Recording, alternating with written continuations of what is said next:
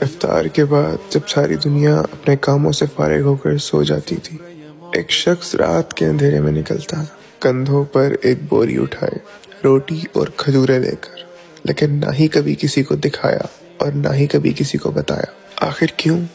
تاکہ وہ یتیموں کو کھانا کھلا سکے، تاکہ وہ ان کے باپ بن سکے اور کوئی یتیم بھوکا نہ سوئے۔ اور پتہ ہے وہ شخص روز آتا تھا، چپکے سے کھانا رکھ کر واپس چلا جاتا تھا، کسی کو کبھی محسوس بھی نہ ہونے دیا کہ یہ کون ہے۔ لیکن تمہیں پتہ ہے جب وہ چلا گیا نا، تب کوفے کے بچے بہت روئے اور رات کو یہ کہہ کر روتے تھے کہ آج ہمیں کوئی کھانا کھلانے نہیں آیا۔